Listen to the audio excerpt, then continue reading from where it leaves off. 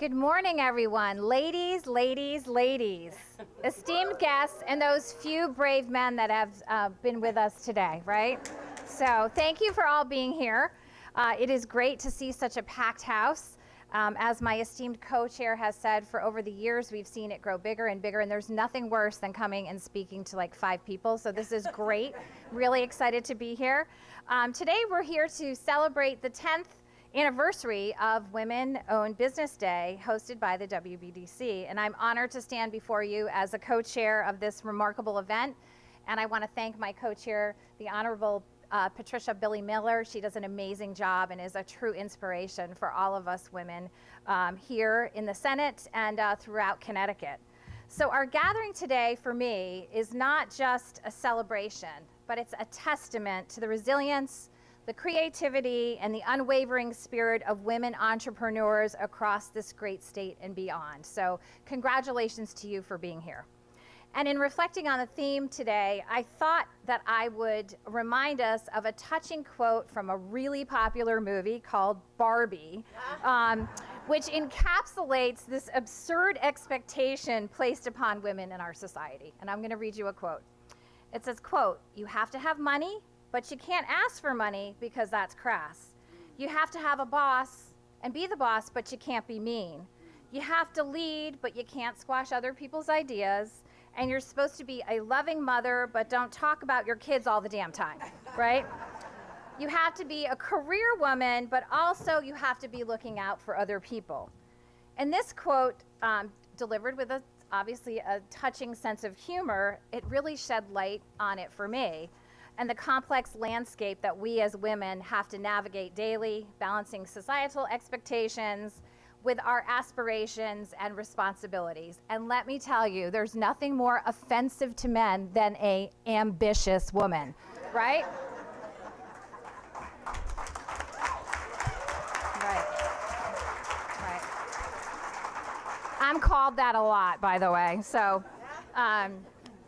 in the spirits of today's theme, I want to share a story with you with a remarkable woman that I know that is in her late 80s. Her name is Joyce Resnikoff, and I know Fran knows her. And she is the founder of a place that I represent. It's called Old Mystic Village, and it's a shopping center in Mystic that is, it looks like it's from the 1800s. It's an outdoor mall. It's beautiful. And it was her idea. And when she came to people and said, "I'm going to build this beautiful outdoor mall, I'm going to have these artisan shops, nothing's going to be the same, each one's going to be individual." Many of them are women-owned business because she's a woman and she wanted to promote women and help them. They all said, "You're crazy, that's never going to work." But she stayed with it, and now it sees over 1.8 million visitors every year. So it's one of our, right.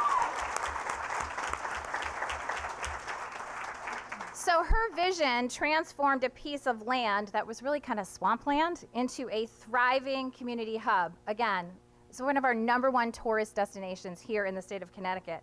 It fostered economic growth and created a space where businesses, many women-owned businesses, and this is when a time when you can even get a mortgage unless your husband was on it. So think about it, isn't that amazing? That wasn't actually that long ago. It was a place, 1974, God, yeah? I don't want to say how old I was, but that's amazing, right? So, but this place fosters economic development. It created a space where businesses could grow and flourish under the guidance of a smart woman's touch. Old Mystic Village is not just a shopping center, it is a destination. It's a testament to what women can do when they are given support and the resources that they need. And her big dream came true by working tirelessly. Under her leadership, it is just an amazing space. And it draws visitors from near and far, from overseas. And I love the fact that no business is the same. She specifically is still involved, and she won't let you have 2 shoe stores. Everything has to be unique.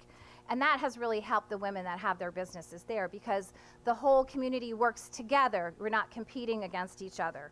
And her legacy is a beacon for inspiration, I think, for women and entrepreneurs everywhere. She's also willing to talk to anybody, so if you ever want advice, Joyce Resnikoff. So her story and the quote from Barbie reminds us of the intricate dance I think we as women have to perform daily. managing careers, families, and personal ambitions. Yes, ambitions. And as a former entrepreneur myself, I had a biotech company for 25 years in the state of Connecticut. I understand firsthand the challenges that you all endure. Some people here think that running a business is so easy. All we do is sit on the beach and collect money. And it is the hardest job you will ever have. I don't think I had a vacation for 25 years because you're constantly always thinking about what's happening with your business. And you're worried about the business. You're worried about the people that work for you. So hardest job, but most rewarding. And one of the things I see with women is so many incredible ideas, whether it's friends or colleagues, that never get to the market. So if you have a great idea, let us help you. We want that to get out there to the market because that idea can flourish in a business. And let's not let those good ideas go to somebody else or let them be passed by. So I think that it's important that we as women, we have to really focus what I guess is seemingly effortless grace with what we have to deal with juggling our responsibilities. It's a tough balancing act that requires strength and resilience and definitely a sense of humor, as you can imagine.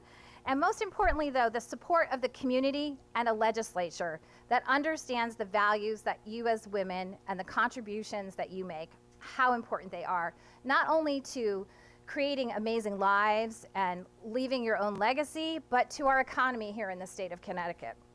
And this brings me to a crucial point, the importance of women supporting women. In a world full of challenges and contradictions, like I just touched on, the least that we can do is to have each other's back. And I want you to know that myself and others here, we have your back. Whether it's offering advice, whether you want to take our advice is a different story, but whether it's offering our advice, lending an ear, running things by us, supporting women-owned businesses, every action counts and every interaction counts. The path to breaking this glass ceiling that actually still exists and dismantling the barriers is paved with our solidarity, empathy, and mutual support of each other. So as we stand here today, let us commit to not only being a support system for each other, but let's celebrate the success and also the struggles, because out of the struggles, we all learn. Trust me, I struggled for a long time in my business. But out of those struggles, you learn something. You learn what not to do or what to do right the next time. And let us look at the challenges that we see, and let's grow stronger from those challenges. Let's build networks where every woman can thrive, free from the paradoxical expectations that society imposes on us still. And I urge every one of you to remember that the essence of today's theme. Let us strive to create a world where women can be themselves unapologetically. Yes, right?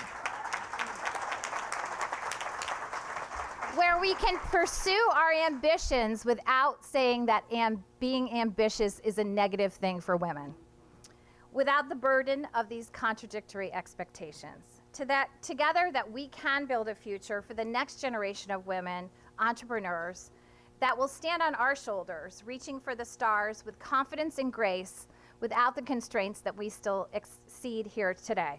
So I want to thank you for being here today. I want to thank you for your commitment to empowering women and for the roles that each one of you is playing in uplifting women-owned businesses. You have my full support. You have the legislators that are here, their full support. The Women's Development Business Council has my support. And let our legislators know that you're here, that you've come to see them. If you don't see your legislator here, try to stop by their office and say hello. Because I think once they have a conversation with you, if they haven't been on board, they definitely will be. So let's continue to stand together, because if we don't, who will, right? So I hope you have a great day, and thank you for letting me say a few words.